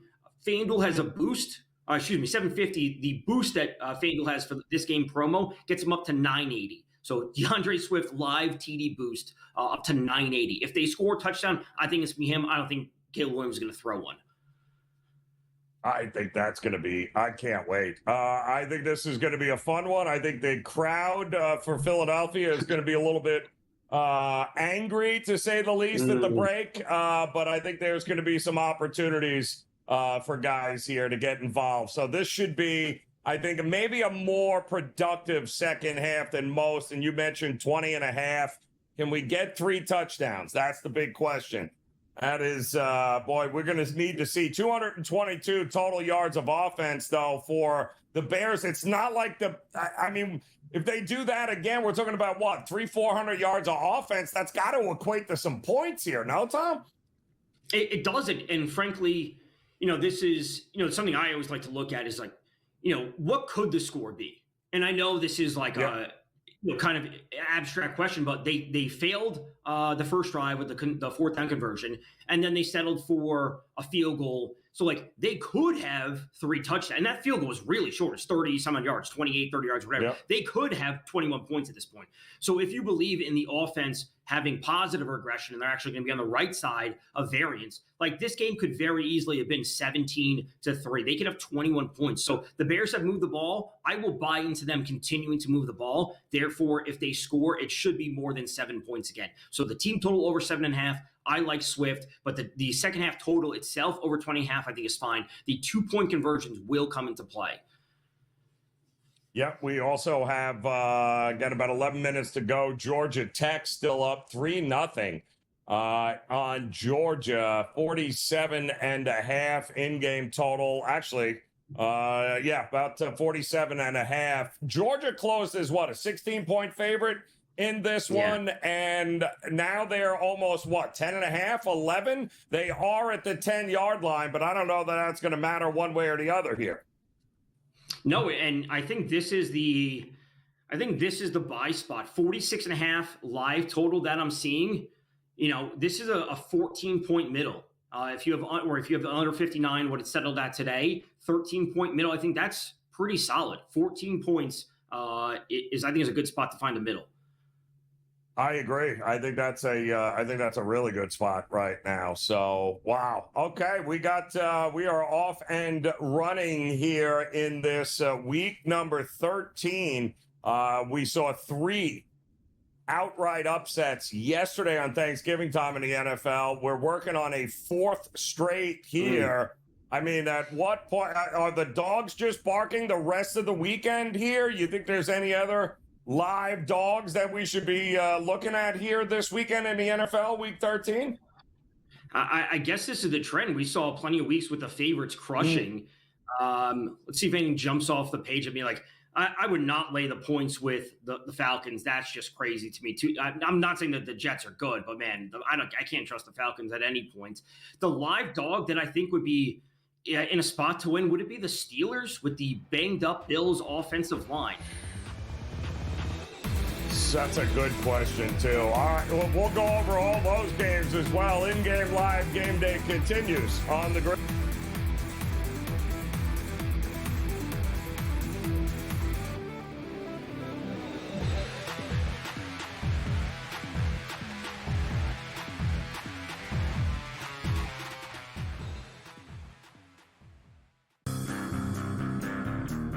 When LeBron James decides he's retiring, it is coming with trumpets blaring, Adam Silver by his side, and he is going on a state-by-state, coast-to-coast tour so that everyone can acknowledge how great he was and give him a parting gift and thank him for his amazing contributions to the NBA.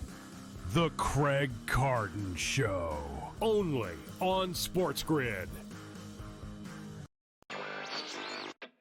The future of the prediction markets, I think, at least for now, may be in the hands of the federal courts. But the good news for those who support prediction markets is that these court battles may last for another 2 to 3 years before we get clarity around the law. And nominee Seelig was handpicked by Donald Trump, not because he was neutral on prediction markets, but because he would do nothing to slow it down. Newswire, only on SportsGrid. He's the fan favorite. They love talking about Stafford, the 38-year-old guy. He's the Super Bowl champ. We got the family. Any opportunity to pump McVay and Stafford as a team, they do that. They love this team. They loved Aaron Donald, and rightfully so. Best defensive player, but they love to pump up Stafford. Pro Football Today, only on SportsGrid. Football contest season is back, and so is the Las Vegas Football Contest Show. Season 2, the sharpest football contest show in the land. Focusing on all 3 Circus Sports contests and the Westgate Superbook Super Contest, we handicap the games and release our contest picks every week of the season. Featuring Super Contest champions Brady Cannon, James Salinas, and former NFL player Mike Pritchard, all team will have you prepared this season like none other. Check us out every weekend right here on SportsGrid.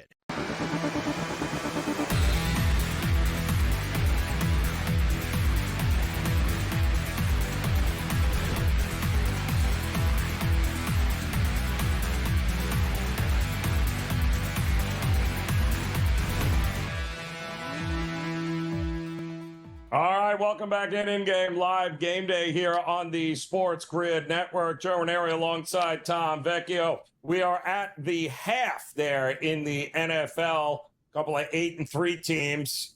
Watching that first half, you might scratch your head and go, how are these teams 8-3?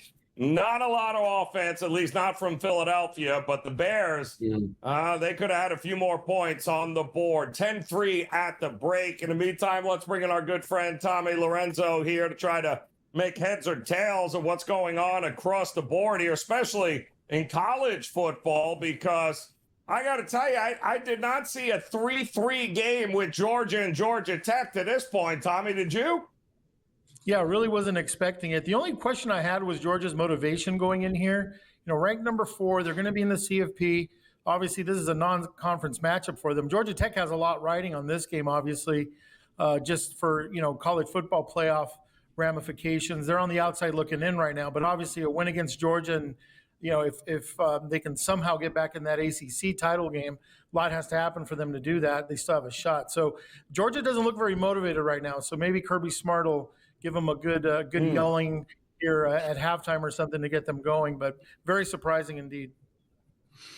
As we approach tonight's big game, Texas hosting A&M, we were talking a little bit during the break. What do you expect in that one? Do you expect a lot of points in this one? Because, Texas needs this win in order to really, solidify themselves in terms of the playoffs. But can they grab a loss and still make the playoffs? Any thoughts on this one? Yeah, I mean, losing this game, I think right now it's very questionable. Obviously, if Texas gets in, if they beat A&M, then they're right back in the conversation. To me, it's the A&M offensive line, who I think is the best in college football. How the Texas defensive line looks against them early on. I think early on we'll know very quickly if Texas's D line can hang in there. If they can, then I think they have a chance. I don't see a lot of scoring in this game. And if Texas has a chance, obviously it's very, very simple thing to say. A shootout against A&M isn't the way to go. You got to figure out a way to contain them a little bit, and then take your shots when you can, because A&M's defense is also very good. But I think early on we'll see. Look at that matchup between the A&M offensive line and what Texas is doing on defense, especially that D line, and we'll know very quickly where this game may go. One of the late game, 9 o'clock, Arizona at Arizona State, and we're starting to see some a little more Arizona money hitting the marketplace here. I think I see them right around 2, so a road favorite against Arizona State. Feels like we might get some points in that one. What were you thinking tonight? Yeah, I think we're going to see some points here, but ASU's put up some pretty decent offensive numbers lately in the last few games. They lost their starting quarterback, but you got to remember those games were against Colorado, Iowa State, West Virginia. Those are not good defenses, and they're going to step up in class here with Arizona. Arizona quietly number 15th defense in the nation, and they got the backup quarterback who's done a good job. He's been coached up a little bit. But if ASU had their starting QB in here ready to go, I think it'd be a different story. But I think Arizona is going to give their backup some problems tonight. And I like U of A tonight. I think there will be some scoring, but I think Arizona is looking for revenge. Last year they got thumped by ASU, and this is the time I think Arizona comes in. They have a better team. It's just a matter of them executing and not turning the ball over. If we flip to tomorrow, big matchup at noon between Michigan and Ohio State. It's been all Michigan in recent years. What are your expectations for this one? High scoring, low scoring? And does Ohio State finally get a win? They've had the national championship success, but it hasn't been success against their biggest rival recently.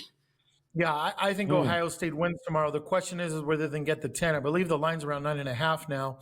I think it's going to be a low-scoring game. I think Michigan's going to give, as they usually do, their best effort against Ohio State. Revenge factor, just talent-wise this year, Ohio State is much better. And anything under 10, I like Ohio State here, but I don't think there's going to be a lot of points. You got the weather to deal with, too. Apparently there's going to be some snow, possibly. I don't think it's going to be, a foot of snow or anything like that. So that may play into it a little bit. But I would think Ohio State, you never know with this game. Michigan, this is their Super Bowl times 10 every year. But if it stays under 10, I'd say Ohio State can cover this game. The only thing is when you're trying to cover 10 points and you're thinking it's low scoring, it's kind of counterintuitive. I've seen 9.5s, 10.5s. I would not go anything over 10 here if you're looking for Ohio State. If it's over 10, I'd probably be looking Michigan in a lower scoring game. It's a fascinating because that whole Big Ten situation is crazy, right? If Michigan wins that game, they're in the playoff. There's no way the committee could leave them out. I think Oregon then has an opportunity. They're playing Washington. Maybe they sneak in to the Big Ten title game against Indiana, who's about to play Purdue later tonight, laying over 4 touchdowns. That's not really on the road, laying that kind of big number. Cignetti in this version of Indiana hasn't exactly been much better at home, not necessarily on the road. That feels like a big number. I don't think there's an upset here, but boy, does that feel like a big number here in this spot. It certainly does, and you hit it right on the head. When Indiana goes on the road, they regress a little bit, a few clicks. When you say regress, though, Cignetti has these guys ready to play. Yeah. I do think this is a lot of points, though.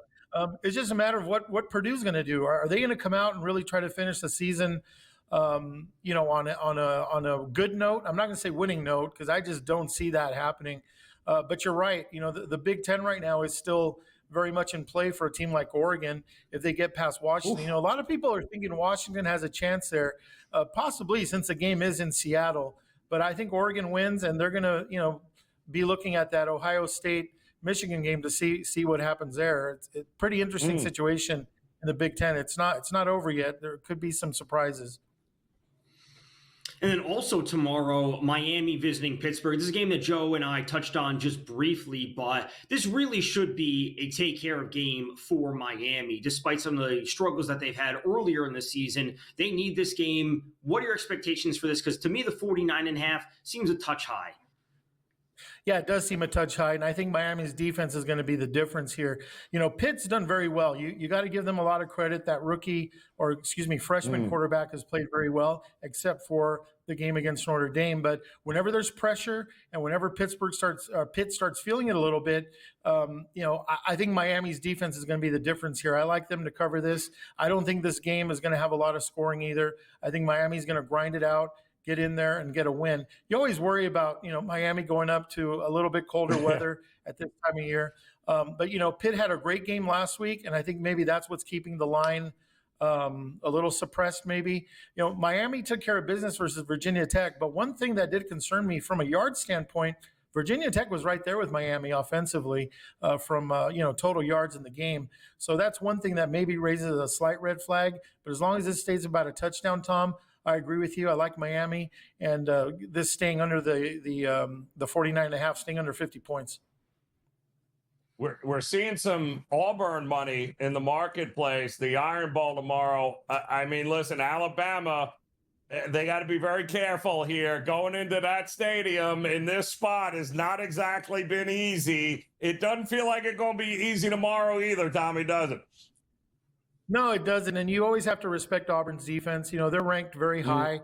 They've done a good job. But, boy, Alabama, I'd be very surprised if they go in there and stumble. But the line says it all. I mean, look at the line. You're talking about, 5.5 on an Auburn team that's completely out of it. Coach got fired earlier in the season. You would think Alabama would take care of business, but you know what? I ain't touching that game. That line is suspicious as it is, and a defense like Auburn's, you just never know. That's probably one to skip and watch. Be great to see upsets. Then chaos ensues because then that opens the door. Oh, I love chaos this time of year because that committee deserves all of it, every ounce of it. They have made their bed, and I hope they got to lay in it, boy, in a big, big way. Tommy, enjoy the games. We appreciate the time as always, my friend. An update with the Eagles-Bears when In-Game Live Game Day continues.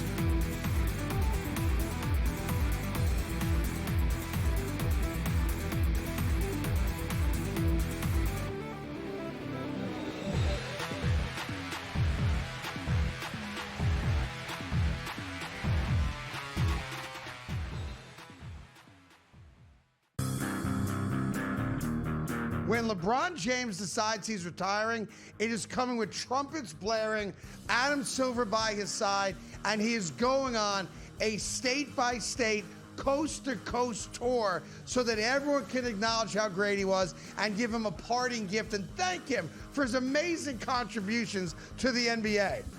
The Craig Carton Show, only on SportsGrid. The future of the prediction markets, I think, at least for now, may be in the hands of the federal courts. But the good news for those who support prediction markets is that these court battles may last for another 2 to 3 years before we get clarity around the law. And nominee Seelig was handpicked by Donald Trump, not because he was neutral on prediction markets, but because he would do nothing to slow it down. Newswire, only on SportsGrid. He's the fan favorite. They love talking about Stafford, the 38-year-old guy. He's the Super Bowl champ. We got the family.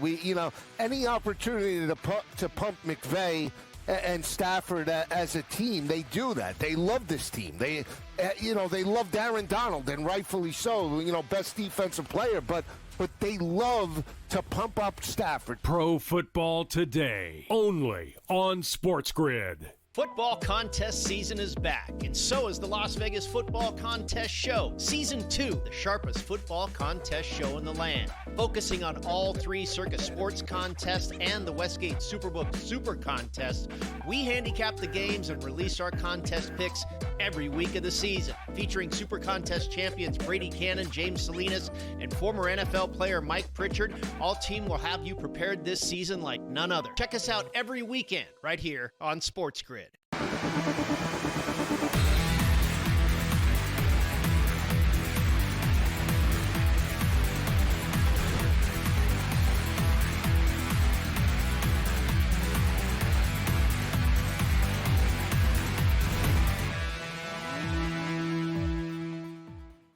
All right, welcome back in-game live Game Day here on the SportsGrid Network. Joe Raineri alongside Tom Vecchio, and let's head back out to Philly there, where the second half, punt, Tom. If you had that on the bingo card, looks like neither of these teams made any adjustments offensively except for Caleb Williams once again being late on throws, setting guys up to get crushed. Yeah, but I don't like what I'm seeing from this Eagles team. But here's my fear. The longer you allow this team to hang around, the longer it feels like Saquon or somebody's going to pop for, and next thing you know, we got a tie game. When quite honestly, they have no business being in this game whatsoever. That's really what it comes down to. And that was one of the thoughts I had in halftime when we were discussing the line, the 13.5 for the Eagles, their team total, the 20.5 for the second half total. Like the offense is terrible right now, but they still have a ton of skill. Right, A.J. Brown, Devonta Smith, Dallas Goedert, Saquon Barkley. All it takes is one play. And to your point, that one play puts them in a tie game and they're right back in this. And then the lines that we have right now with the Bears -2.5, -186 on the money line, that would dramatically change. So the Bears have done their part, but also they're kind of faltering where they need to kind of put this team away. They need to go up 17-3. They need to keep this at a 2-score game because the inefficiency that we're seeing from Caleb is going to come back to bite them at a certain point. Yes, I think we do have a interception here by Jalen Hurts on, I don't know why, it's kind of a force. He forced it as he was on the run, forced to get out of the pocket. Everybody knows there's only two guys on this team that you can throw the ball to. And by the way, where is Dallas Goedert? Am I missing something here, Tom? A.J. Brown has more penalties than he has catches right now. Am I missing something? No, Dallas Goedert's in the mix at one catch for 5 yards. And I don't know what has changed with the Eagles' play calling that they can't scheme one of four guys open, Barkley, Smith, Brown, or Goedert. What are they doing in the play calling? Yep. And realistically, what defense in the NFL can cover all four of these guys on every single play? Why are they not being able to scheme one of them open? Can a defense eliminate the running back and one receiver? Sure. Most defenses could do that. Can you eliminate another two options in the passing game? What is going on with the play calling?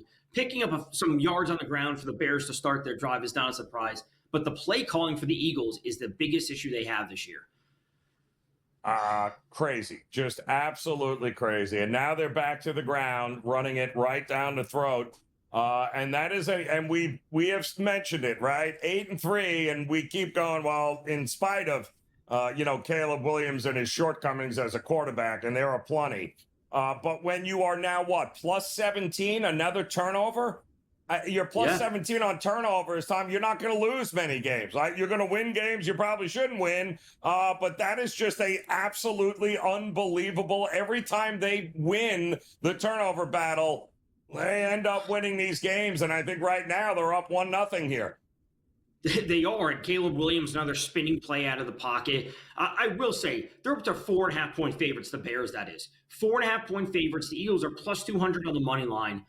And we're dealing with the live total sitting at 32. So if you had an in-game under, you are trending great right now. If you have the 7 or 7.5 with the Bears, you are in a great spot. The 2-1 on the Eagles seems pretty good considering this is just a one-score game. But at the same time, there's nothing drawing me to the Eagles saying that they've shown me enough that they can actually score to tie the game. Yep. Yeah, and it's clear, too, by the way. I mean, Fangio is dialing up pressure from all over. They are blitzing Caleb Williams from all sorts of sides. And, again, now he's rushing it, which is even worse. So they're going to take some chances defensively to try to make some things happen. But if I'm not mistaken, where are they, at the 40? I don't know that they're in field goal range here. But I also don't know that I'm against going for it on fourth down because why? What has the Eagles offense shown you here to think they can come back, but they are going to punt it and play scared. Way to go, Ben Jai. Hard to believe he came from Dan Campbell, and he's going to punt it in this situation. Yeah, but for 3 yards, you should be able to pick that up. But also, the Eagles, have they shown anything that they can drive 80 yards down the field and score? Yeah, that's a good point. You're keeping them in arm's reach. But I would like to, again, the Bears need to go for the throat. Like, they need to go for the win when they have it in their grasp and not give Saquon extra touches on the ball, essentially. Yes, I agree. And, well, just like that, it's now they're going to have to go 80 yards. Don't know that they're going to be able to do that. But Georgia did go the length here, and they are about to an extra point away to go up 10-3 on Georgia Tech. In-game number in that one, though, again, we thought, all right, maybe the total was starting to get a little bit too low, 46.5, 47.5. Tom, what is it? Is it back to 50 now? Because I don't know why it would be with 4 minutes to go. I see 44.5. So, and it dipped down to 43 for just a touch when we were talking before. Yep. So, like I said, I like the over 44. That's why I get it. There's a 16-point middle there, which I think is very valuable at this point.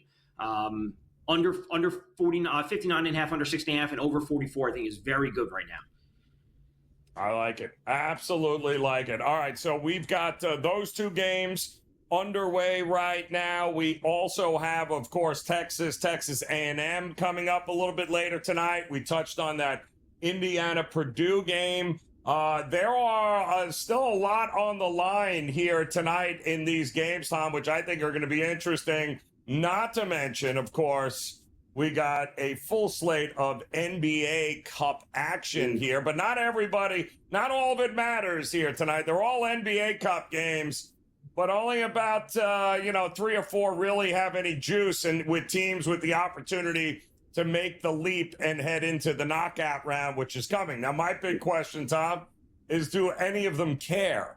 Is it any different than what it would be, except it's a Friday game because it's an NBA Cup game, do you think? Right.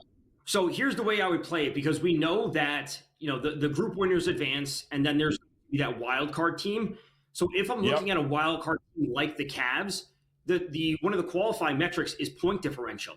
So the Cavs are -6 today, I believe, versus the Hawks were eliminated. I would almost like the Cavs -9.5. They have to run it up if they want to make it. They do. Yep, they'll have a chance as well. In-game live game day continues on the grid.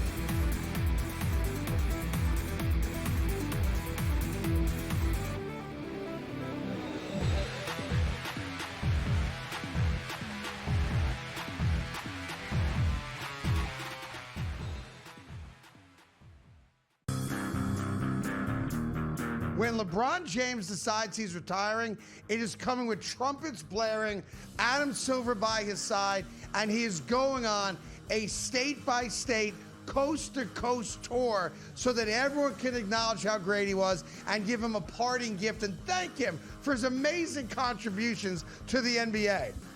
The Craig Carton Show, only on SportsGrid.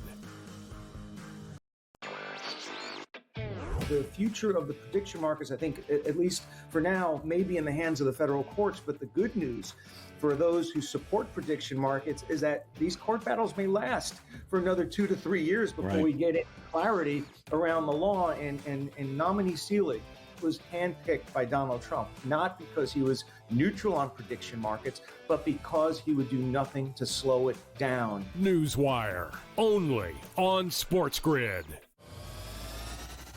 He's the fan favorite. They love talking about Stafford, the 38-year-old guy. He's the Super Bowl champ. We got the family.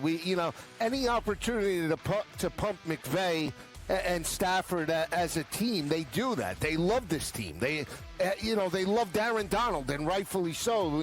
Best defensive player, but they love to pump up Stafford. Pro Football Today, only on SportsGrid. Football contest season is back, and so is the Las Vegas Football Contest Show. Season 2, the sharpest football contest show in the land. Focusing on all 3 Circus Sports contests and the Westgate Superbook Super Contest, we handicap the games and release our contest picks every week of the season. Featuring Super Contest champions Brady Cannon, James Salinas, and former NFL player Mike Pritchard, all team will have you prepared this season like none other. Check us out every weekend right here on SportsGrid.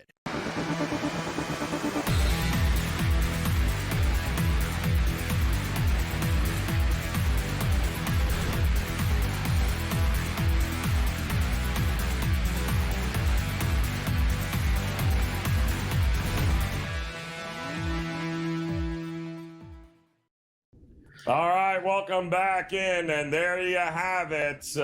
Give a finger, take an arm, and that's exactly what just happened. The Eagles have now extra point away from tying it up going 92 yards in 5 plays there, Tom. And, aided by a stupid roughing the passer penalty on the defense there. And there you got it. That's all it takes. And just like that, we got ourselves a tie game. And yet the Eagles, it is ugly here, people. Ugly in a big way. They came down and scored 80 yards. I said that there was no confidence. He missed the extra point. They missed the extra point. How does that happen? Okay, so I said right before this drive started, there's nothing drawing me to the Eagles saying that they could go 80 yards, which they did. But we also mentioned, there's enough skill on the Eagles that they can go down and score.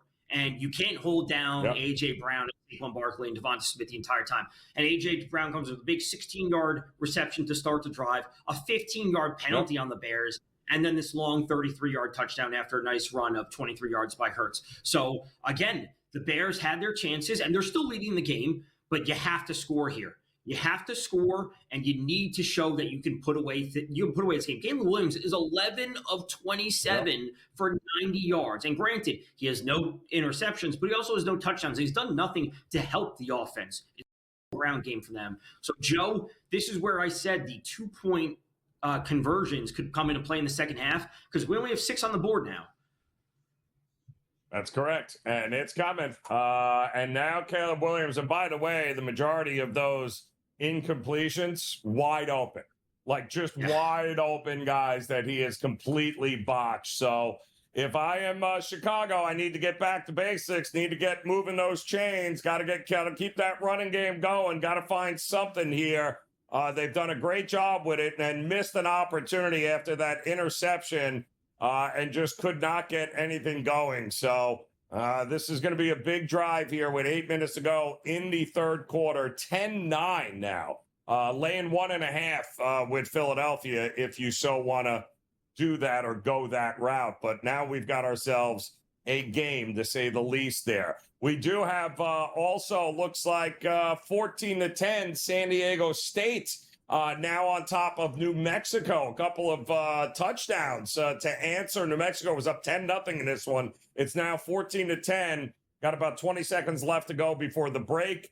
Georgia scores, makes it a 10-3 game over Georgia Tech, but they got it under 2 minutes ago. Georgia has the ball back, and Georgia Tech just can't seem to get any momentum going, Tom, offensively. Every time you think maybe they have figured something out, this Georgia defense comes up with a big play and just feels like we're one score away with Georgia from this game being all she wrote. And don't forget, this was the game I think last year had to go to 8 overtimes, was it not?